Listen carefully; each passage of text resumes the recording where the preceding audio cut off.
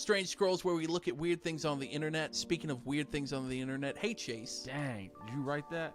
Just as I was saying So it felt like something that you would like, I'm inviting Chase on just so I can say this. No, I promise I didn't pre-plan that far ahead. I don't care enough about you as a person. Oh, we doing this here too? Welcome, Chase Bridges, to the page. We actually do like each other. Rumor has it, yeah. We co-host a show, Making the Merge with each other, and then you have a YouTube channel that has gone, way up. So we're going to talk about that for a moment, but I have a game for us. You are solving mysteries on your YouTube, correct? That's right, yeah. You started with this Twin Peaks video that went absolutely crazy. For me at the time, for sure. I had like 1,000 subscribers. You texted me ahead of time and you said, I'm going to be trying to solve Twin Peaks, and I said, you're not going to do it. Yeah, that's what everybody... I get comments every day being like, good luck. And it's like, this video's a year old. I get a lot of comments being like, it's not the point of the show. And it's like, I didn't know because I hadn't seen the show yet. First time I ever watched Twin Peaks was years ago. And it was on Netflix, and I had heard it was a mystery show. Yeah. This is a clip for you, because Twin Peaks fans will probably get upset about this. I've only seen season 1 and half of season 2, up to the first reveal, because, that's what the video was, and I wasn't sure if I was going to do more videos, so I haven't watched the rest yet. It is a good mystery. Yeah. It is. Everybody was like, you're never going to be able to solve it. It's not an actual mystery. That's not the point. And I understand that it's not the point of the show. But it is solvable. I mean, the whole thing starts with who killed Laura Palmer. Yeah. That is like the entire premise, at least of season 1. Right. That is a mystery.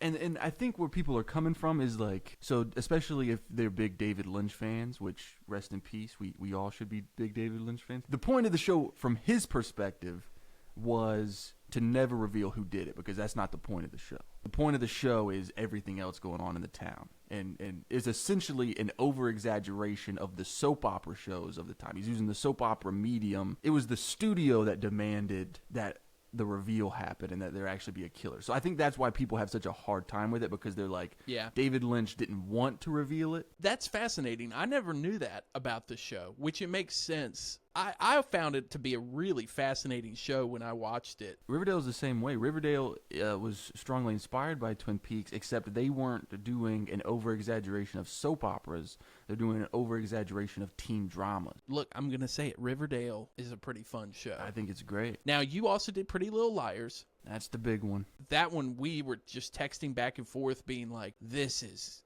insanity. I mean, I remember telling you, like, because I spent 3 months on that video, and I remember being like so anxious, because I'm like, if I upload this and it doesn't get any views, I think that's it for me. Like, I'm gonna crash, dude.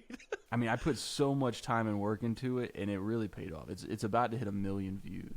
Before Twin Peaks came out, you got 1,000 subscribers and nothing even close to 1 million views. Nowhere near. It just shows, I think, that like the right video hitting at the right time with the right people is like all it takes. And lots of hard work. Hours and hours and hours of work. Kind of the big one. That's the thing. YouTube gurus will be like, yeah, well, you got to make sure that, what's because the algorithm and the thumbnail, and it's like, well, or you could just spend 3 months working really hard on a video. And it's yeah. It's funny. I even watched a video yesterday of a guy who was like, I think I figured out a hidden metric, and it was already interesting, I guess. And he was like, here's how we take advantage of the metric. First, you make a video people want to watch. And I was like, dude. That's the whole thing. I get really infuriated by like YouTube gurus and stuff and all these people making videos, because it's like the way that they talk about it, it's like the making of the video is like a quick hurdle you got to get over. Yeah. It's like, oh, okay, just make a video. It doesn't matter what it is. Just hurry up and get it done. And then you can do the fun stuff, which is the analytics. Why in the world would you think that I'm trying to take advantage of the algorithm and not be thinking that I want to create a good video that people enjoy? You found a completely different pocket where it's like people are just waiting. They're like, when will the master detective solve the next thing? But you have just released recently a Bridgerton video. You're just leaning into the mystery solving, but I'm here to challenge you on this. You seem like you're an expert, right? Yeah. but are you actually an expert? And you also enjoy older films, correct? Yeah. I'm going to be playing a game with you today that I'm very excited to be doing, which is called, Is This Written by an Old Guy or Is It AI? No. I have grabbed an assortment of very real old mystery movies Oh, wow. with a very short blurb of what they're about and the year that they came out. But I have also asked ChatGPT to create a bunch of fake old mystery movies. Oh, no. All right, let's hit you with this one. We're going to start off with a very simple name. The Ghoul, which came out in 1933. An Egyptologist returns from the dead to take revenge on those who violated his tomb. Okay, so, I mean, it sounds like the plot of The Mummy, the 1930s Universal horror film. Yeah. However, you said what year? It is 1933. So that would have been the same year that the Mummy movie came out. I'm going to say AI wrote that one. I hate to tell you, but an old guy wrote this one. See, here's what I also noticed. We're going to talk about this for a moment. Every suspense and horror movie that I found, they were copying each other terribly. Yeah. Well, so, I mean, there is a reason. We don't have to get in the weeds behind it, but We can get it's into a lot. the weeds. I think it can be comparable to what we were saying at the beginning of the video about YouTube. So it's like that's at a time where these smaller horror movies were not big movies. No, like Warner Brothers wasn't making horror movies. They were seen as B movies. That's what they were called. So these small horror studios, they would just make a bunch of movies, and a lot of them would be very similar. And it's a lot like YouTube now, where it's like people are so worried about output instead of quality that they're just kind of copying what other videos that are doing well are doing. Next up, are you ready for this one? Ghost Catchers, 1944. Two zanies get mixed up with a Southern colonel, his beautiful daughters, a nightclub, and one haunted mansion. Oh, man, I hope it's real, because I'm going to go watch it if it's real. That sounds awesome. A Southern colonel? It's like KFC. Oh, man. What was it called? It's called Ghost Catchers, 1944. Is it starring Don Knotts? Because I do know that there is a movie starring Don Knotts that's similar. I'm going to say AI wrote this one, too. I'm going to tell you, you can go rent this video right now because it is real. It is not starring Don Knotts. It actually stars Ole Olsen, Chick Johnson, and Gloria Jean. Whoa. Go check it out, 1944. Whoa. I just love the description, two zanies. Dang, dude. I got to go watch this movie. Oh, it's got Lon Chaney Jr. in it as a bear? That's the guy who played the Wolfman. He played Frankenstein's monster one time. He played Dracula crazy. one time. Yeah. You ready? The Yeah. Vanishing Heiress, 1927. When a young heiress, Vivian, disappears on the eve of her wedding, the city's society is thrown into a frenzy. Her last known whereabouts are unknown. A jazz club in the wrong side of town might have something to do with it. All right. Now, I know I've said AI for all of these, but this one has that weird flowery language that AI uses because AI is stupid. I think this one is AI. This is very AI. Even as I was reading it, I was having a hard time saying it. On the eve of her wedding, sold it for me. It's kind of threw every cliche in there. It's a lot. I was worried that these cliches would leak and just reek through this entire thing. But old movies are super weird anyway. That's true. I fell for the Colonel. They would have just been like, that's just a guy back then. Okay, you ready for this? The Bat, 1926. I've seen The Bat. The masked criminal who dresses like a giant bat? Oh, there's a different movie called The Bat, but it's not about a giant guy. The criminal who dresses like a giant bat terrorizes guests in an old house rented by a mystery writer. The Bat that I've seen is not about a guy that dresses up as a giant bat. So I'm going to say AI. It's real. It's real. Yeah. I don't know if you thought that I was going to be good at this. No. Why do you think I did this game? You did label yourself the world's worst detective here recently. That's true. Silent film, but the poster is insane. I don't know if you see the same I'm one I'm looking seeing, at but it. he's in a tux with a bat wing around him. It's Right. almost like a bad Batman thing. Yeah, the one I've seen is Vincent Price. Here we go. The Silver Dagger, 1937. Archaeologist Dr. Everett is found dead with a rare silver dagger. Detective Miles Harrington investigates, questioning Langston's colleagues, rivals, and a mysterious woman. He uncovers deception, lost treasures, and deadly ambitions. Dang, dude, that's hard. You never know. It doesn't seem out of possibility for it to be real. What year was it? 1937. I'm going to say this one is AI. You got one right. There you go. You feel that wave of relief I just gave you? Yeah. Yeah. This one was much more believable. Felt more realistic. The reason I went AI is because the silver dagger felt a little cliche, but then it was like the 30s, so I was like, oh, it might not have been cliche. This is the last one, Chase. Okay. The Gorilla, 1939. A wealthy man is threatened by a killer known as the Gorilla. He hires the Ritz brothers to investigate.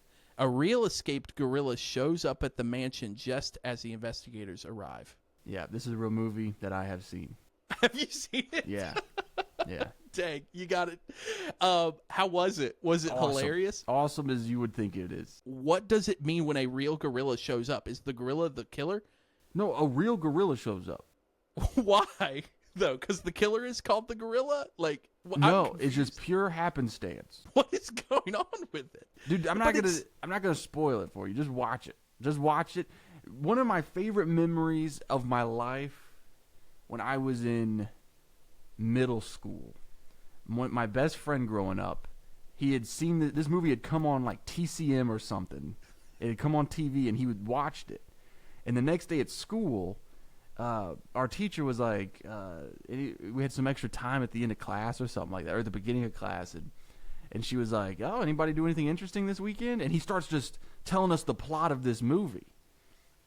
And as he's telling us the plot of this movie, he just is hysterically laughing, and he's like barely able to like get it out. And it's so long-winded. He talks for like 4 minutes trying to explain this movie while everyone is in dead silence. The teacher's just kind of looking at him. He's crying, laughing. It's making me die laughing. Yeah, because it's just like once you pass a certain point, you're like, you can't stop now, dude. You got to keep going. Yeah, and then so she just goes, Jake, wrap it up. And he goes, the gorilla did it. And we were crying, laughing. No one thought it was funny except for us. We got asked to go to the hallway because we were laughing so hard. That was my plan, was to unlock a deep core memory about who you are. You did it, man. I did it with the bat and with the gorilla. Now, I'll ask you this question. Have you always been very interested in like older movies and film? You and I haven't really talked about that before, but you've got a bunch of VHSs behind you right now. Like, yeah. Is it something you just got into yourself, or was it like your family was into it, or friends? No family or friends. Oh, okay. And it was, I would say it was relatively a recent thing. I think when I got to college and I started to figure out what I wanted to do, and I started to really pursue writing and acting and everything.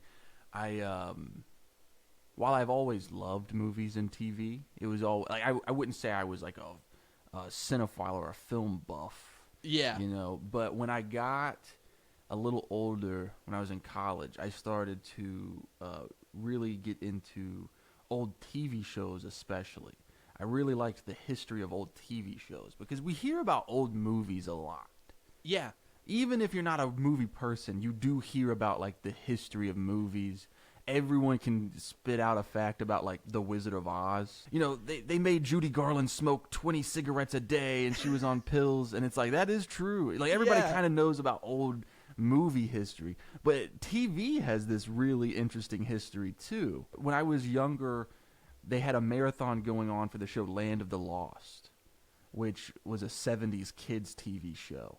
And me and my sister were watching this marathon, and we just fell in love with this 70s TV show. And then I got really into 21 Jump Street, the show, starring Johnny Depp. What do you think is the weirdest fact, though, that you know about an old TV show? Like, is there one thing that sticks out that when you heard it about a show, you were like, what is going on? I believe it was the 80s. The show Baywatch. Oh, yeah. The show Baywatch at its peak, which was like 1990, 1987, 1993, something like that. I think it was 1993. The peak of the show, it was averaging 1.1 billion weekly viewers.